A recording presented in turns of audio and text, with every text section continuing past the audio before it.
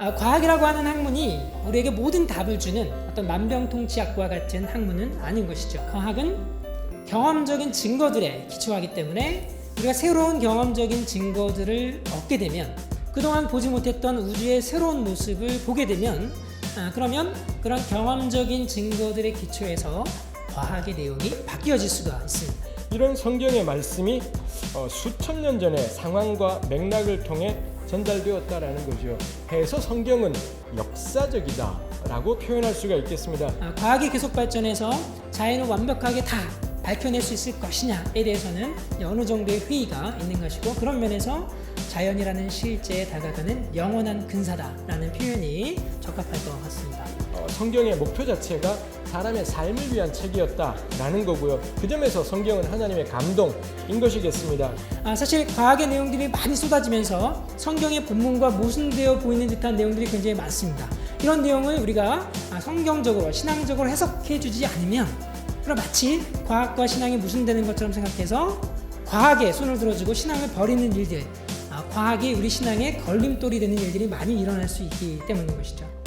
이와 연관해 우리는 공동체와 더불어 본문을 다룰 때 본문이 반영하고 있는 시대적 상황과 사고방식, 전제가 되고 있는 틀, 이게 무엇인지 질문하는 훈련이 필요하겠다 이죠. 누가 보아도 명백히 시대적 상황에 대한 반영이라 여겨질 것이 있는가 하면 그렇게 판정하기 애매한 것들도 있습니다. 그렇다 할지라도 우리는 신구약 성경의 모든 본문에 대해 본문이 전하는 메시지와 그걸 전달하기 위한 매개를 구분하기 위해 끊임없이 토론이 필요하다라는 거고요.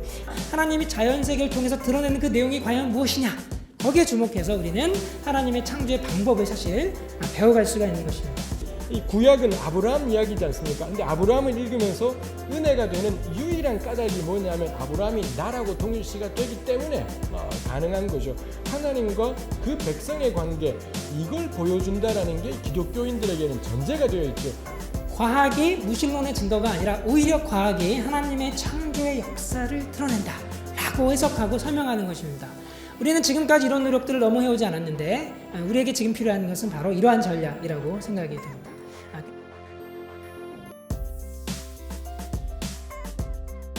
사람에 대한 특수 목적 컴퓨터예요. 특수 목적이 있어요. 이 인간은 먹어야 사는 존재고, 근데 이 먹는다는 것, 그러니까 뭔가 갈망하고 욕구한다는 것, 그래서 무언가 채워야만 생존할 수 있는 존재라는 것. 이론론과 실제 이론은 서로 양립할 수가 없습니다.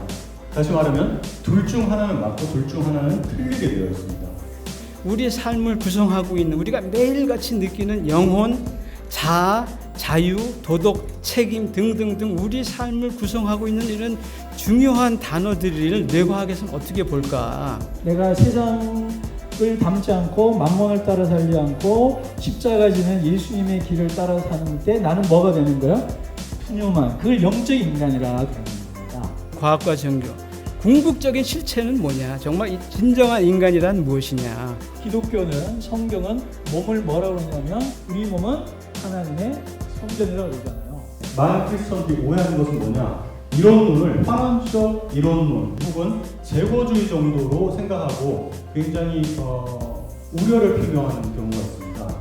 인간의 영혼이나 마음이나 의식이나 도덕이나 자유의지, 책임 이런 것들을 내 문제로 환원하려는, 내 문제로 축소하려는 것들에 대해서 단지 이 1400g, 1.4kg 요걸로 모든 것을 해결하려는 것은 조금 이의제기를 할 수 있는 부분이 있지 않을까. 그래서 이런 것들을 풀어가기 위해서 이게 뇌과학자 갖고는 안 돼요. 뇌과학자 가지고는 안 되고 더 아주 다양한 철학자, 신학자, 많은 그 지식인들의 노력이 있어야 된다.